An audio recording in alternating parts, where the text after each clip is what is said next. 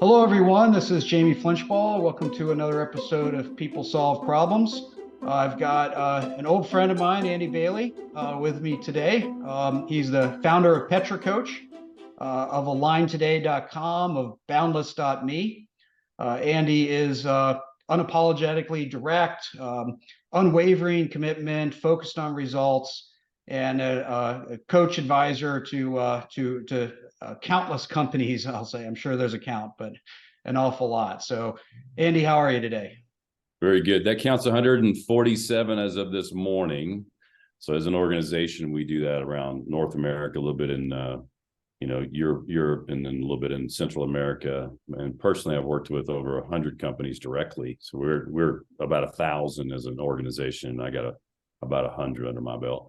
Fantastic. See, I knew you. I didn't even prep for that. I figured you probably did have an answer. I've got my own. I'm better at my total count than I am how many I'm working with right now. So maybe I should pay more attention to that. Yeah, what's interesting about the work we do in that respect is we have is the word perspective, right? So we get all these different perspectives and we can bring them into, this kind of an environment and bring all those perspectives into this conversation. Yeah, absolutely. And that's how I feel about my work as a, advisor and thought partner. Is I can carry conversations on from one industry to another and see the patterns, see the connections. And so we both get that opportunity to see common patterns across a wide variety of companies, company size, industries, and levels of maturity. So right. Keeps it fun and interesting. So I know you're big into things like personal accountability and action plan and setting goals, things like that. So one of the challenges is you talk to people about their problems and they just might be the same problem for a long time. They just don't seem to get moving. They sit and stare, and I like to say admire the problem. So how do you think about deal with sort of the lack of motivation for an individual to get going and with the challenges they face? So Ryan Holiday, who wrote a ton of Stoicism books, really great author. You've probably read many of them. Some of your listeners have probably read many of them. He has this great quote. He says, we would rather be miserable than make ourselves a priority. And that's just the damn truth. Like the majority of society, myself included at times, we feel sorry for ourselves. We get into this state of woe is me. And we just would rather sit there. Like, for the human condition is just kind of that way. So I think the first piece of it is understanding ourselves, like being okay with being broken as a being, and then thinking about what is it that I want to achieve, right? So understanding I'm not going to be perfect. I'm going to make mistakes. I'm going to screw some stuff up along the way. I'm going to be unmotivated to go do that day. And being okay with a skip or a miss or a quit, but not doing that long term. Like, that's the key, I think, giving yourself a little bit of grace, but getting back on the horse to continue forward. Now, you mentioned the word motivation, and people say this to me all the time. I can't motivate my team, or I can't motivate Steve, and no, you never will. You're not going to motivate someone. Now, your job as a leader or someone who is working with another team member, as a mentor, as an advisor, our jobs, Jamie, simply is to inspire the other person. They have to motivate themselves. Now, some people inherently do that. Usually that comes from a historical background of growth, whether that be inside of a family unit, inside of a sports unit, if they played early sports or went through sports in some way, inside of a club where they wanted to rise or they were recognized for something, whether that be theater or science or math. But people need to be involved in a place where they can rise in esteem so that they understand what that feels like. And then they're motivated to go do it again.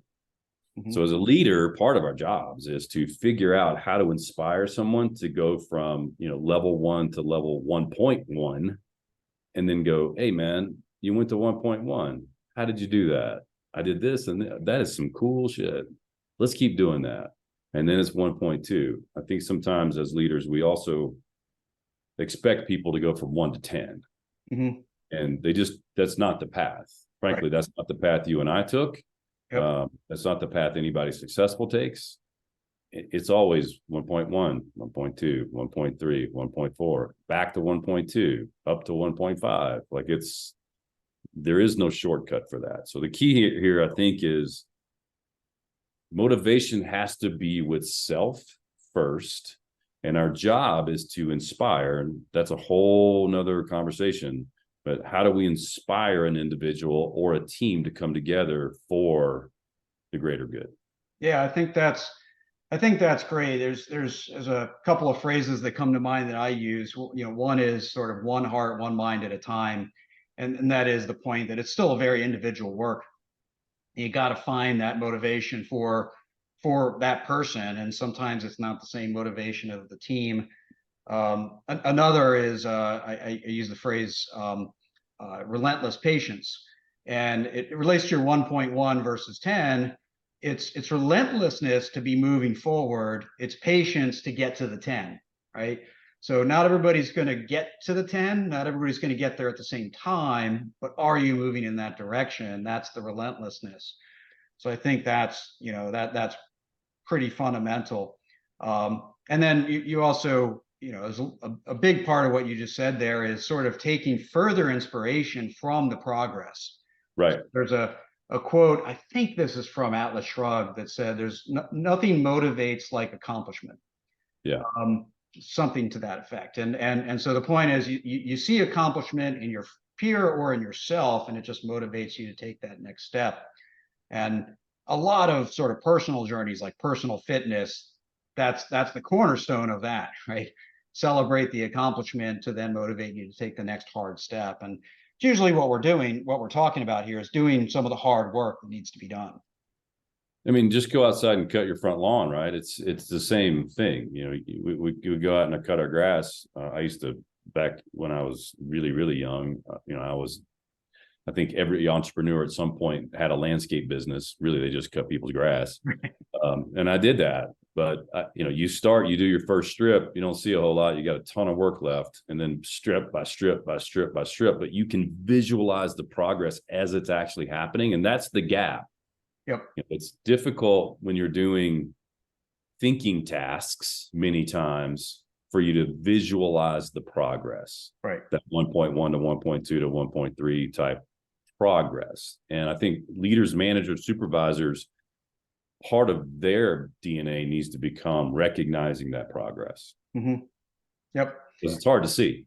Yeah, it is. And so, yeah, I remember, mowing grass and being a sort of mathematically driven person. I would spend a lot of time, with the mower looking at percentages done. Yeah. and trying to extrapolate, time to completion based on that. And yeah, and that kept me going through the hot days. So you mentioned Align or Align Today. That's the software we created to manage our kind of coaching practice and coaching process. It's a public thing now. But that's what that does. It gives you a visual representation on a dashboard of your progress towards any goal. We call them priorities in the system, but it's like watching the strip of grass fall away. You're measuring green, yellow, red, and you can take a whiteboard and do the same damn thing. But just being able to visualize, I'm taking steps, being kind of the win or the energy to go do more. Yep. So I'm providing that inspiration to get people to find their own motivation. Is there a list of 3 things? Is there a cheat code, or is it just the hard work of finding what works for somebody? I think you got to figure out what I don't particularly like the way this is said, but everybody understands it. What is your why? What is your purpose? Like plugging into something that's greater than our own, our own achievement, typically creates a little bit of forward momentum. So understanding why an organization truly exists for us, our purpose is reveal unrealized potential. Mm-hmm. That's why we exist. That can be inside an organization, inside an individual, inside of ourselves, and kind of how we talk about it internally. So understanding that why we exist as an organization and making sure that the individual inside the organization has some direct alignment to that.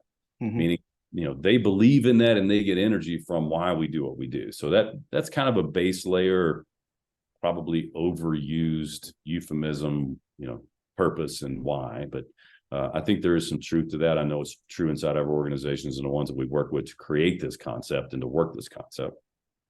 And then obviously, our term is appreciation, or what you appreciate appreciates what you notice and give appreciation towards. As long as it's specific, you'll get more of it.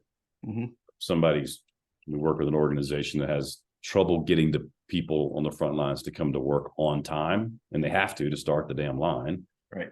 So when somebody shows up on time, we have them saying and actually handwriting, the fact that you got here today on time, 5 minutes early, Jimmy, man, we really appreciate that. That allows us to do this. It allows us to do this. You're a great team member. That's a great example of this core value, like reinforcing the thing that we need somebody to do so that they can elevate their game. Now, you can't just always be good job, good job, good job, good job, Johnny, either. You have to have circumstances for non-performance. You have to have guardrails and standards by which we operate. And those walls do not move. If you allow them to move, then you lose inspiration as well. Right. So I think it's those three things: understanding purpose, making sure that there's a level of appreciation for what they're doing well, recognizing growth, and then also making sure that there are consequences. And, if there's non-performance or negative things happening, that you are addressing those really quickly. Yeah. Awesome. So those are some of the ingredients to get people moving. And, for those that, follow me, know that when I talk about problem solving, it's a pretty broad definition, and any gap to our goal is by definition a problem. So as we're making progress towards those goals, those are some of the ingredients that get us moving in the right direction, get the organization, the inspiration, as you say. So once we're moving, once we've got that progress, what becomes a wall? What gets in the way of maintaining that progress towards those goals? What sort of just destroys that personal motivation? Lack of progress. And I think every team has a team member who outperforms the other team members. And every team has a team member that is not the performer on the team. So, it's the weakest link in the chain concept. So I think people get pretty disgruntled and even disheartened when they're not able to move forward because of other people. Now, in my experience, many times that is because of leadership. It is not necessarily because of their team members. So if you're in a managerial supervisor, you have a team or a small team, or maybe you're just responsible for yourself, that looking up the ladder and seeing non-performance or non-compliance or non-standard or non-motivation, whatever you want to call it, can really kill my drive to be better. One of the ways that we speak about this is, you won't be able to see this if you're listening to it, but I'm just holding my hand high in the air, that you as the leader, supervisor, manager, whatever, if you're responsible for other humans in your business, then they are only ever going to perform right below you. They're not going to outpace you. They're not going to continue to grow past you. Therefore, just by definition, you had better pick up your pace, right, such that they will begin to pick up their pace. So whatever pick up the pace means, gaining more knowledge, getting more skills, whatever that acquisition of looks like, you got to go do that. Yep. I still remember back when I was a soccer coach, I went to get my national diploma, which is a fairly big effort for somebody who was really doing volunteer work. But I did it because I was expecting all my players to improve on their own. I said, this is my expectation of you. I can't have that expectation unless I'm going to improve myself.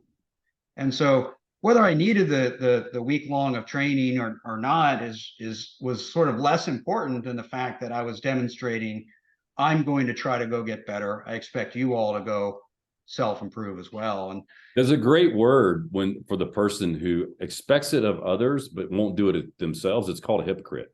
yeah, Yeah, absolutely. I mean, it's a painful truth. Right. And lots of leaders, supervisors, managers, whatever positions, hell, CEOs are hypocrites. Yeah. You know, y'all do this. No. I'm going to set the standard. I'm going to run at a higher pace. If I say we're going to start the meeting at 8:00 every morning, then I'm going to be in the room at 7:55, ready to go at 8:00. I'm not the one that's going to walk in late and then set the example for everybody else to follow. I mean, you see it all the time too, I'm sure. Yep. So that lack of progress around you and your leader, is one of those things that hurts that motivation. You talked about lack of progress, so maybe just sort of as a last area to delve into a bit. Sometimes you get somebody sort of admiring the problem, and they're just not getting the help they need to solve it. They're here's what's in my way, and sometimes it sort of can happen at the extreme. I remember one team kind of going, okay, we're ready to improve. What are your problems? And they're like, everything over there. And so, what happens when people hit that wall when they look at the problem and go, I don't have what I need to move forward. I think I'm going to give you a couple of kind of thoughts on this topic. The first being, when we come into a room, we create weekly meeting structures for organizations, and we teach people how to run a meeting effectively so they get more from the meeting than time to spend in the meeting. One of the things that we do is manage a parking lot. Everybody knows what the hell that is. Yep. Place to keep stuff to work on during a given time period, right? So when we do a parking lot exercise, we have the 15 things that we've got on the parking lot. We need to choose the problem in this case, choose the one that we're going to work on. And then that goes up on the board. We're not going to fix 15. We're going to fix something today, though. So we pick the one thing, the problem.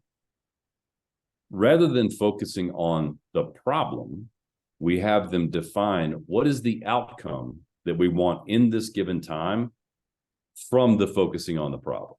So I think the first thing is we have a tendency to go, here's a problem, here's a problem, here's a problem. And we got all this baggage that we bring to the table. And all we want to do is continue to bitch and moan about the problem or tell you why it's not working. Or I already know all that stuff. We as a collective know this is a problem. We defined that already. Next step is let's define the outcome from the time that we're spending working on the problem. Now, and that needs to be very specific. Now, all conversations that we have are directed at an outcome. It might be a defined resolution. It might be a next step, whatever it might be, but we're not focused on the problem any longer. We're focused on the outcome of the problem or time that we're spending on. Make sense? Yep. So that simple little switch, and I can tell you stories of tens of thousands, if not hundreds of thousands of dollars spent in meetings that I sat in that were nothing but the former. And after we put this little tweak into that meeting, huge changes. Like the first time I sat in, I was like, the president of this very large company, you deal with these same jokers too, said to me, well, what do you think about my meeting? I said, dude, your meeting sucked. Yeah. What? Like nobody ever told him that. Right? Yeah. The second comment I'll make is the problem that you wrote down or the problem that's in the parking lot or the problem you keep talking about may not be the actual problem. So the term you use, I think, is reframe it. So reframing it may be something to think about. There's a story that I tell. I told you I'm direct. And sometimes I'll tell this story simply for impact. Now it's going to horrify some people on your podcast. So you can decide whether you keep it in there or not. There's these two guys that are fishing. Two guys are on the side of the bank. The river's rolling pretty good, and they're just out there fishing, having a good time. They're talking to each other. And a few minutes into fishing, there's a baby in a basket that starts floating down the river. One of the guys looks to the other one and says, "Oh my God, there's a baby in the river. We got to go get the baby." He jumps in the water. He gets the baby, puts him up on the shore. They go back to fishing. A few minutes go by. Here comes another baby in a basket. Right, baby in a basket. The other guy says, "Well, you're soaking wet. You get in." So he gets in. He gets the baby. Now they got two babies sitting up on shore. A few minutes go by, and then there's 2 babies come down in a little basket. Both of them have to get in. They're getting babies. Before they know it, they're not fishing anymore. They're just getting babies out of the water and putting them up on the bank. And one of the guys from the water jumps up, and he jumps out of the water, and he starts running up river. And the dude in the water is surrounded by babies in baskets. And he says, "Where are you going? Where are you going? All these babies, some are getting by us. We can't keep up." And the guy says, "I'm going to figure out who's putting them in the river." Yep. So the reframing of the problem many times is, we got babies in the river. We got babies in the river. How do we get the babies out of the river? That's not the problem. The problem is way upstream, or root cause analysis. Mm-hmm.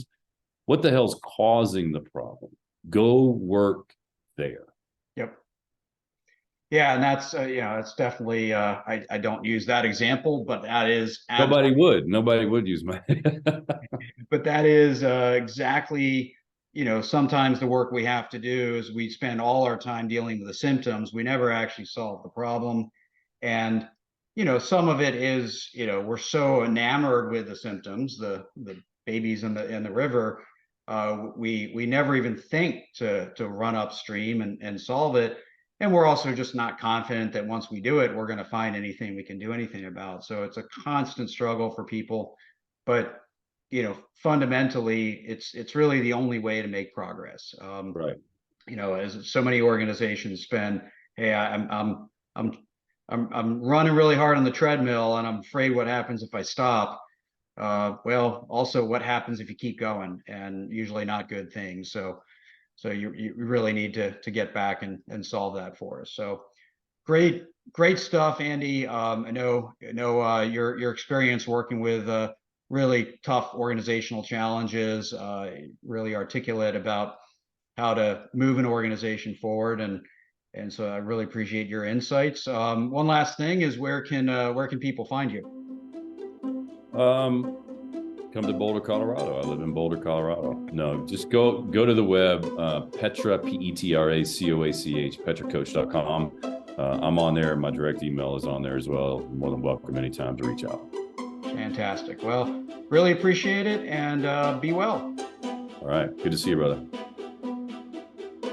Thanks for listening to the People Solve Problems podcast. Let's keep the conversation going. Visit jflinch.com for more episodes and other content. And continue to join us on your podcast app, of course. We greatly appreciate your feedback through reviews and ratings.